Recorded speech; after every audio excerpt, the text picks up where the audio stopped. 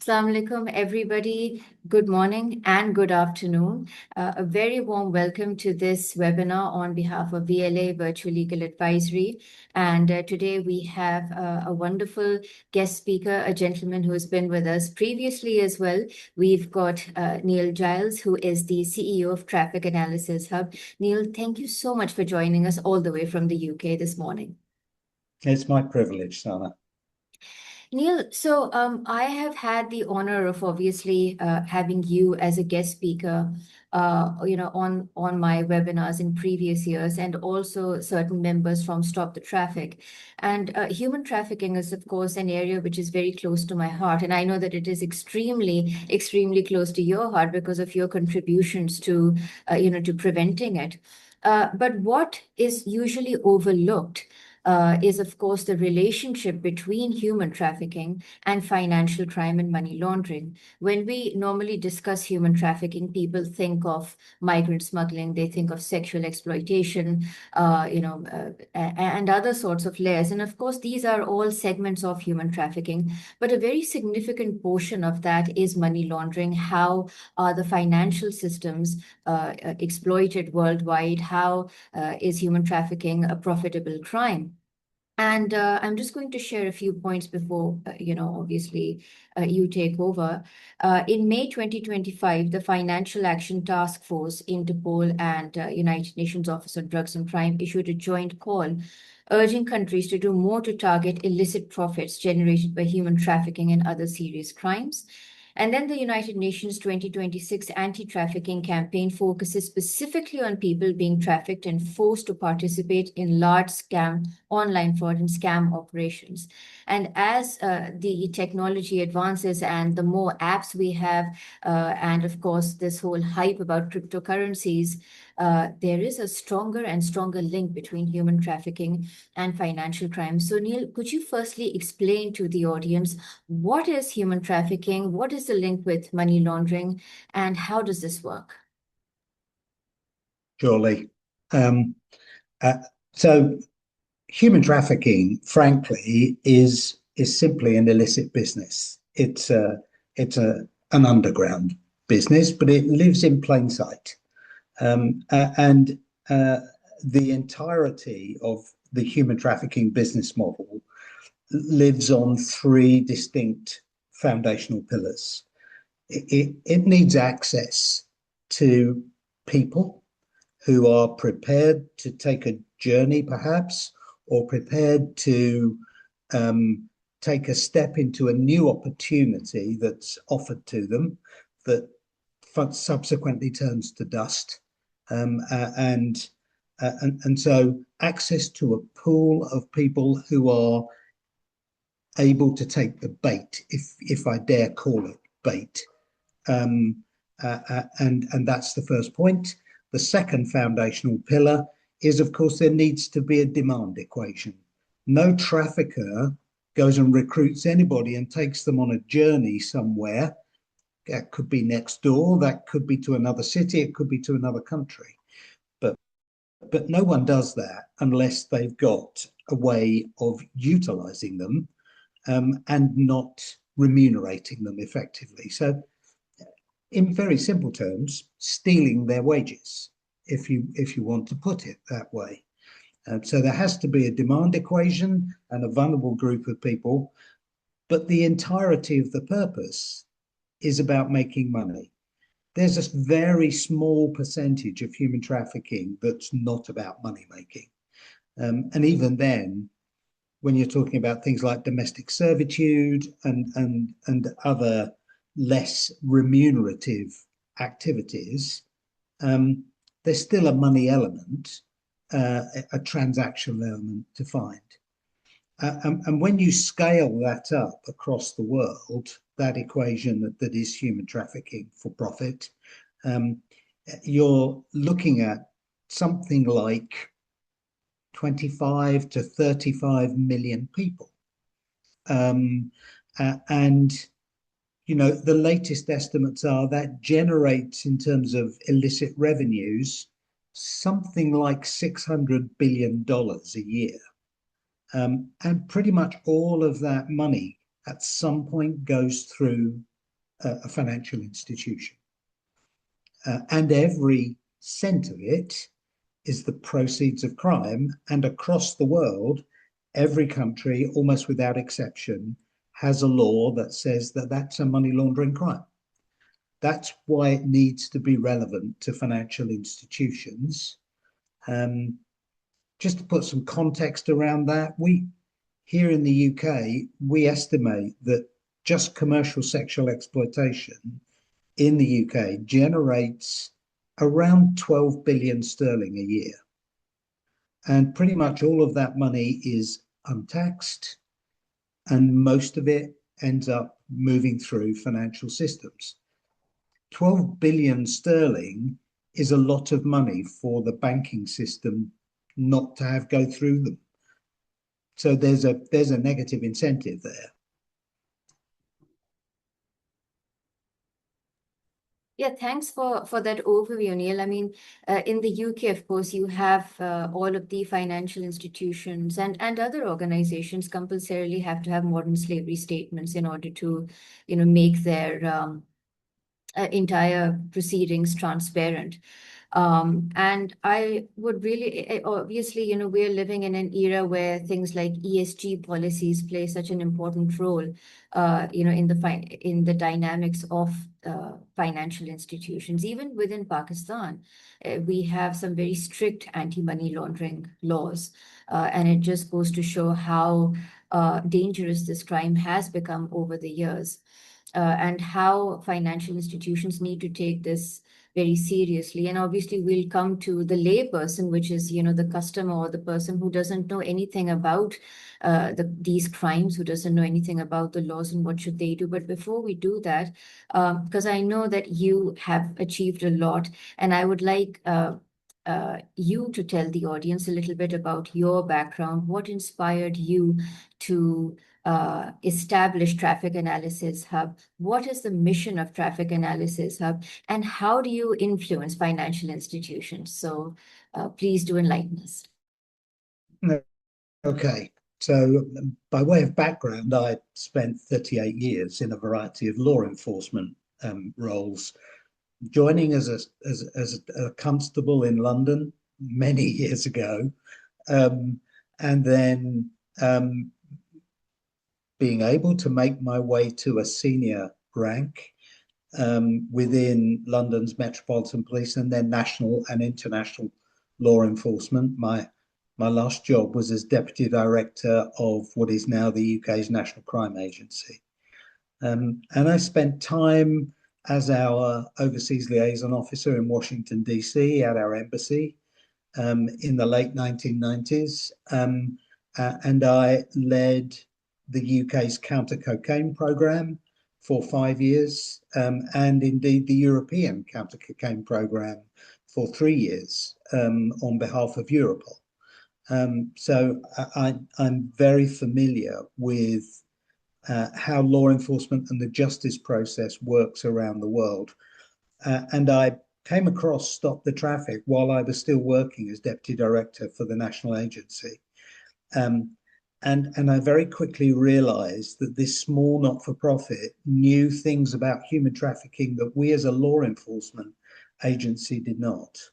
And so over a couple of years, we created a formal relationship between us and Stop the Traffic to try to understand more about the drivers for the crime and the nature and scale of it. Back then, in the early part of this century, knowledge was poor right across the world, and it was not a priority crime. And we all over relied upon the justice process to be the resolution for human trafficking, when, of course, you need to look at this much more widely. It's a business, and unless we address the business drivers as well as look to the justice process for accountability, we won't actually significantly change the scale of the problem that we all face. So I started this journey thinking that arrest and prosecution was the answer. after about 3 years, and particularly after a visit to Southwest Asia, where I spent time with survivors of human trafficking who were being rehabilitated after a life in trafficking, some of them for more than 2 decades. Um, and I realized that as they told their stories, that these stories were actually the foundation stone for change. We needed lived experience narratives in quantity so that we could find a way to represent them to every audience that needed to understand a part of that story in a way that they could consume. And that's the trick of Traffic Analysis Hub that it still hasn't necessarily fully achieved. It's about analyzing data that has its roots in lived experience narratives, um, and being able to present that in a consumable fashion to every audience that needs it. And that's really tough to do. So just taking the example of the big retail banks that we all do business with every day of our working lives, um, those folks have compliance teams, they have anti-money laundering teams, and they have new AI systems. Um, they're all designed to spot and highlight major casework. Human trafficking, and to a degree, drug trafficking, bumps along under the radar. It's often relatively small amounts. It's often hidden in invoicing processes. When you look at some of the bigger cases that we've had over the years, let's take one example, palm oil plantations in Malaysia, who were using Rohingya people in quantity as effectively unpaid labor on their estates. They were doing it to reduce the cost of production, and they were selling their production in huge quantity to the biggest corporations in the world for manufacturing, shipping it to all parts of the globe to go into factories to make the foods and the substances that we use when we wash our hair and in cosmetic products, etc. And those big corporations are being invoiced by this large palm oil producer who's actually reduced the cost of production so much that their shareholders are doing really well. Profit margins are sky high in comparison with businesses that pay their people properly, and they're seen as a very successful business. But it's money laundering. As soon as the payment for that invoice hits the bank, it's money laundering. Now, how can we find a way to capture those stories from the people who are in exploitation or have escaped, and feed those to businesses who need to see them in a way that instantly triggers a red flag and encourages them to ask a question, and that's difficult to do.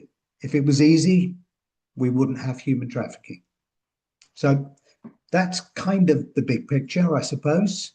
And then you have to lay that equation that we're currently talking about.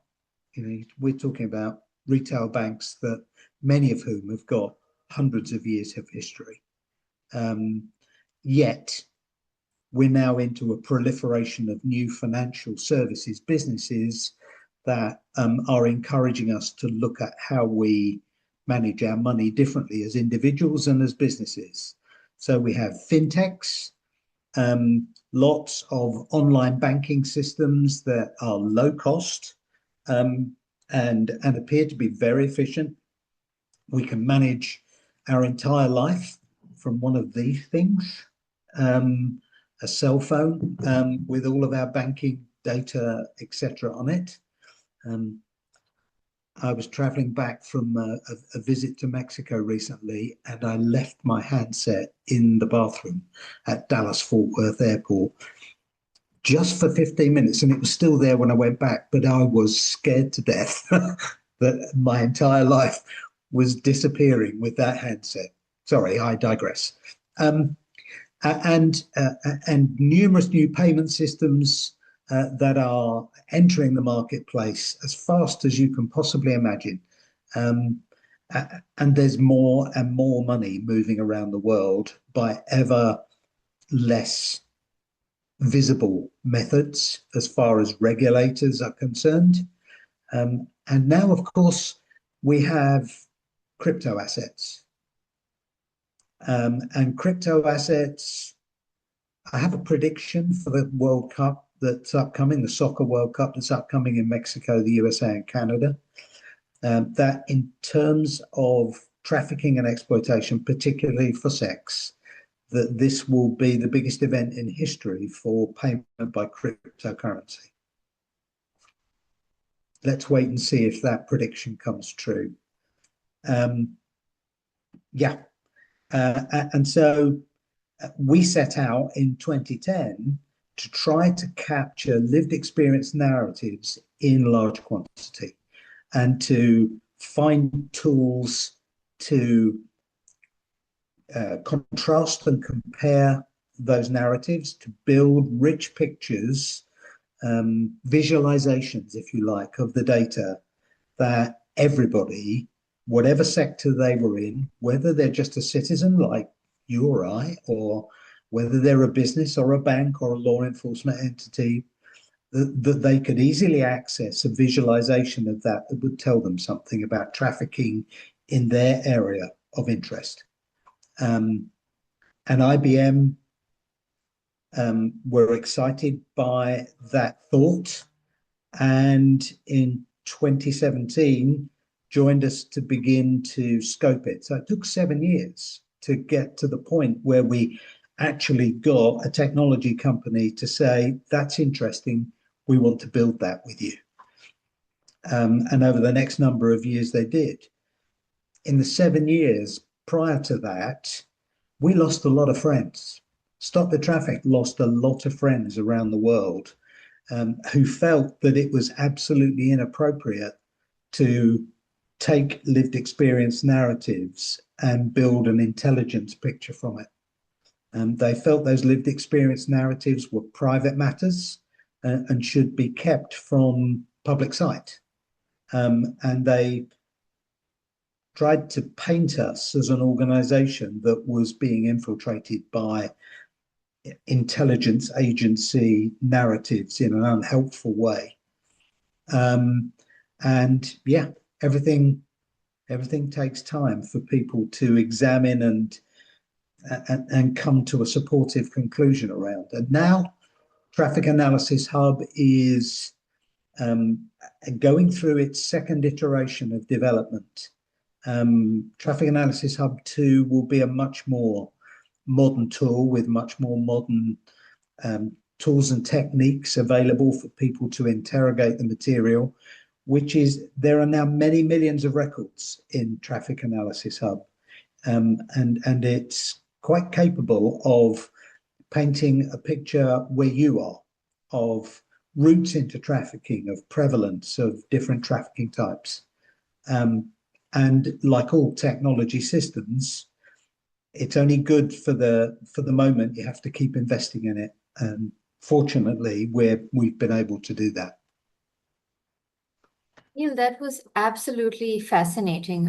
Your background, your contributions to the criminal justice system within and beyond the UK, and all of your efforts, to combating human trafficking. They're absolutely laudable. I know about the great work you've done and Stop the Traffic have been doing, so I have a lot of respect for you guys. And I was just going to say a few points that if you don't build on those narratives, if you don't discuss those narratives, how are other people or other victims going to know, what the solutions are to this problem? And, the only way that people can come up to you are if you do share those narratives. And I am fully aware of the fact that you have a portal as well where people can reach out to you. And they can share their concerns. In fact, before I move on to the next question, if you could tell the audience a little bit about that portal, because I know about I know we once had a webinar where you showed a demonstration of the tool that Traffic Analysis Hub uses to show trafficking and exploitation in different parts of the world.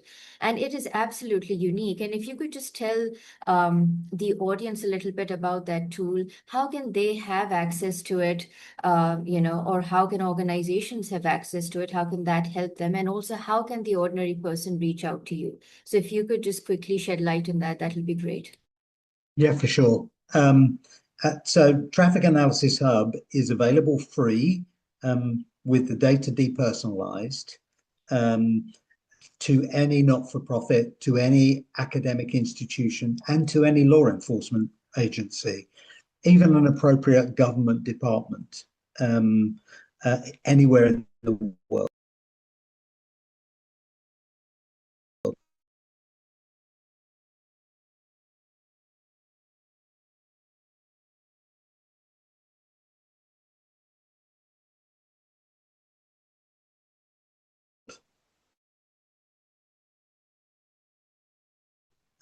There is a and social.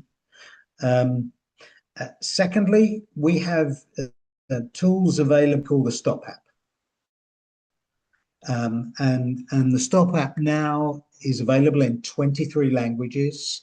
It's been downloaded about 180,000 times around the world.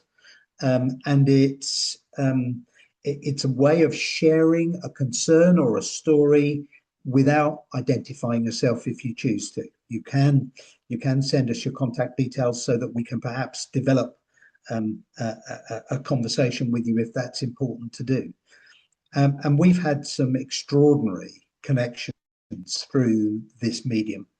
I'm going back 3 years, but just to sort of highlight your introductory comments, Sana, where you talked about how trafficking was being used for fraud through these very large scam farms, particularly prevalent in Southeast Asia, but spreading across the world now, where dozens of people are encouraged to take a job opportunity in another country because of language skills or other skills, and then they are held prisoner and forced to defraud people around the world, having contacted them largely through social media channels. And someone who'd been a prisoner in one of those for a year contacted us. And over the next few weeks, I mean, this individual was in the country of Myanmar.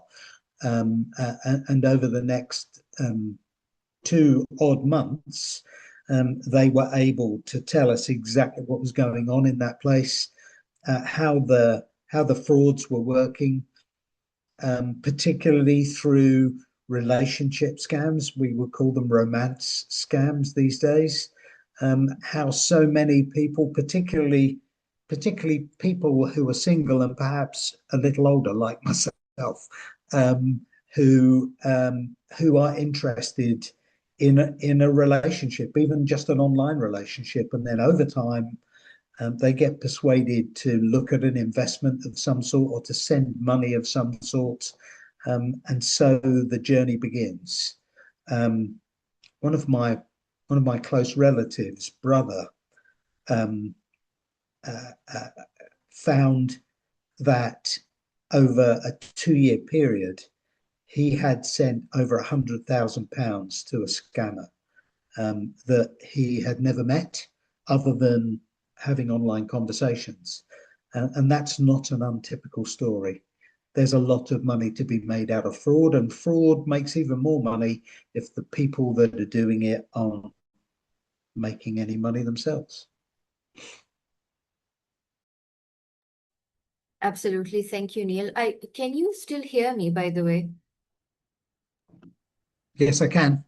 Okay, because my image is frozen, so I'm having a difficulty in just in seeing myself, although you're perfectly fine, Neil. Because we again, I just find everything that you say completely fascinating. But because we've got time constraints, I just want to make this just want to make it shorter now, just so that we creating awareness for the audience. And I wanted to ask you two final questions. Firstly, what are some of the common financial red flags that may indicate a person or business is involved in human trafficking? And secondly, when we talk about financial institutions, when we talk about banks, and we're talking about, an ordinary person, we're talking about uneducated people as well, especially in my part of the world in Pakistan. I mean, virtually everyone has a bank account. What exactly is it that they should be looking out for? How would they know about human trafficking? What are some of the red flags? And we're talking about financial institutions specifically.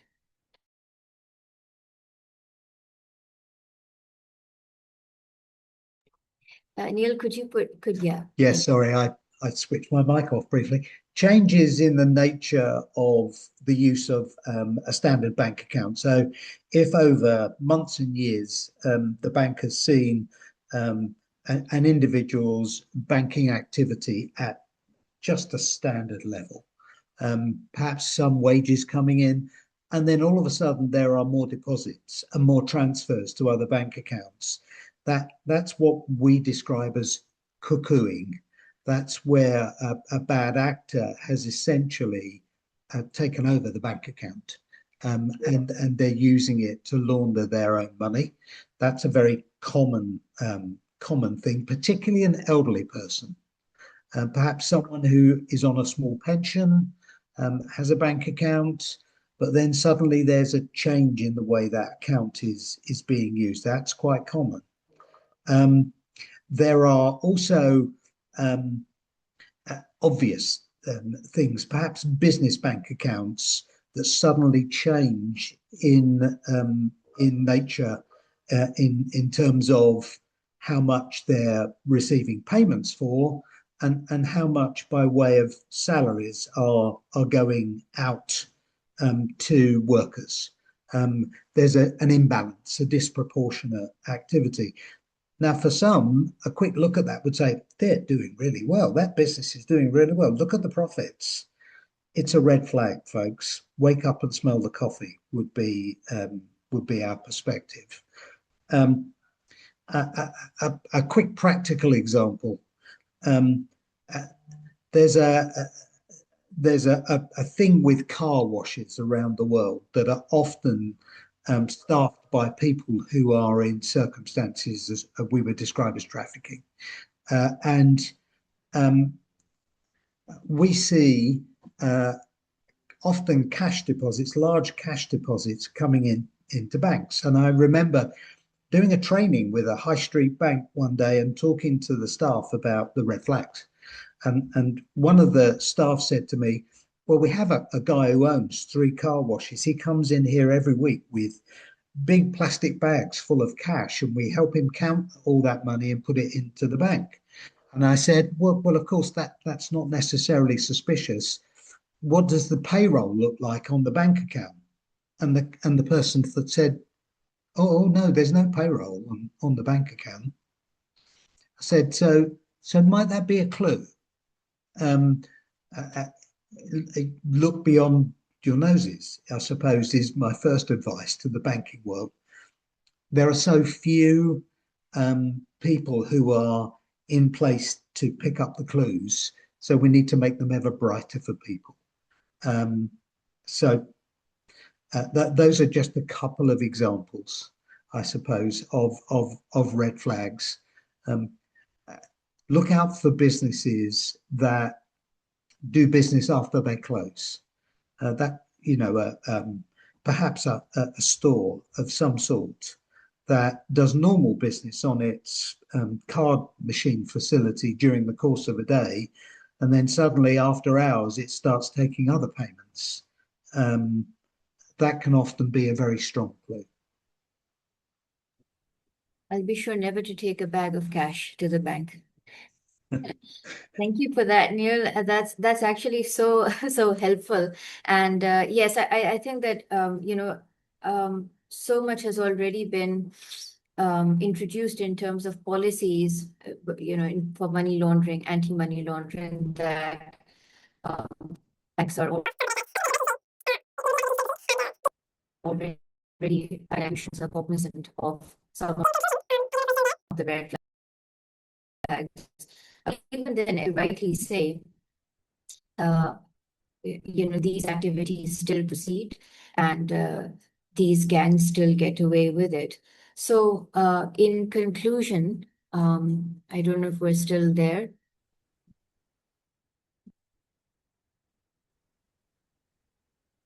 You're breaking you anymore? Yes, can you still hear me, Neil? Yeah. Yes, okay. Neil, so just to wrap up, because my internet seems to be unstable, just one last question. If you could give one piece of advice to every member of the public about staying safe from financial crime and helping combat human trafficking, what would that advice be?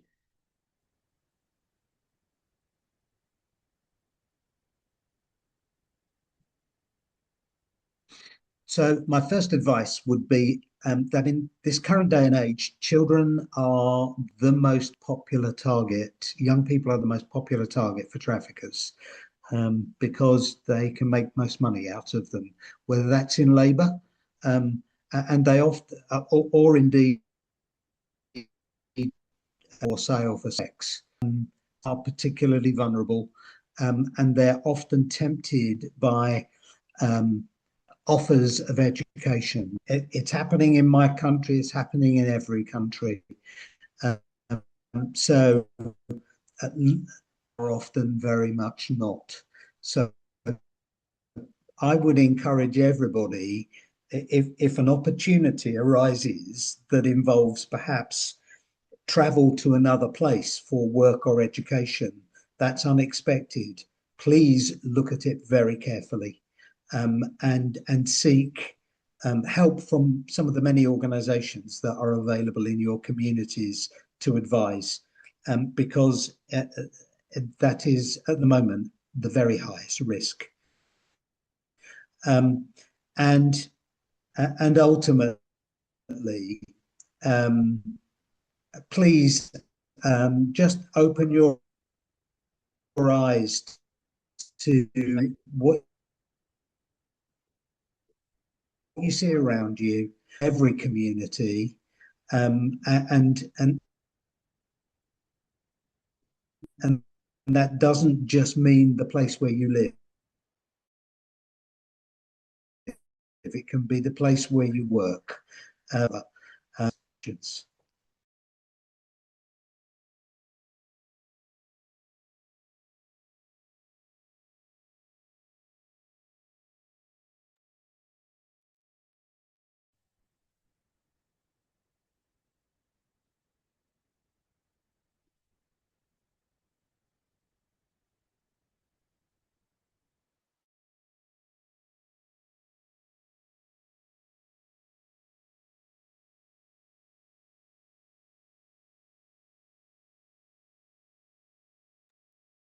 Neil, I hope you can still hear me. I can hear you now. All right. Well, I'm so sorry about the unstable internet connection over here. Neil, thank you so much. What I will, of course, request is because of the insane internet connection. Your advice was brilliant, but I think that at least I couldn't hear some of it. And I would what I'll actually do once we finish recording, the webinar, and once I upload it, if you could just send that to me in writing, and then I'm going to just post that along with this video, because it's very important for people, especially you highlighted the fact that young people really need to be cognizant of human trafficking. They really need to be cognizant of what are they doing online, who are they interacting with. And I think parents, of course, obviously need to be fully aware of the risks of online scams, of all of these different apps, even apps that seem to be very child friendly. And recently there's this app called Grok, and I use Grok a lot, to create short videos and illustrations for my books. And there was recently a case regarding sexual exploitation and threatening women using that particular app. And if I'm not mistaken, I think there was some litigation against the app, or something along those lines. And again, sorry, do you just wanted to say something? Yeah, no, it's one of Mr. Musk's X tools, isn't it? Yes, there have been difficulties with it. Yeah, so there is just so much that we really need to be aware of as adults and as children. So, Neil, thank you so very much. This was an absolutely fascinating webinar. And we will look forward to having you as a guest speaker again because this is such a diverse area. It cannot be covered in 30 minutes or 40 minutes of a Zoom session. So, thank you once again, and hats off to all the wonderful work that Stop the Traffic and Traffic Analysis Hub have been doing for years. For more information, and if somebody wants to reach out to you, they can have a look at your website, Traffic Analysis Hub. They can connect with you on LinkedIn as well. I'm going to tag you as well so that people can reach out to you. You've got a portal where anybody who feels as if they're a victim of human trafficking, they can freely contact you and discuss their issues with you. For more details on virtual legal advisory, you can have a look at our website, www.vla.com.pk. If you have questions and comments for Neil or for myself, you can leave them in the comments section. Thank you so much for watching, Neil. Thank you so very much and hope to see you next time. It's a pleasure. Bye bye. Bye-bye.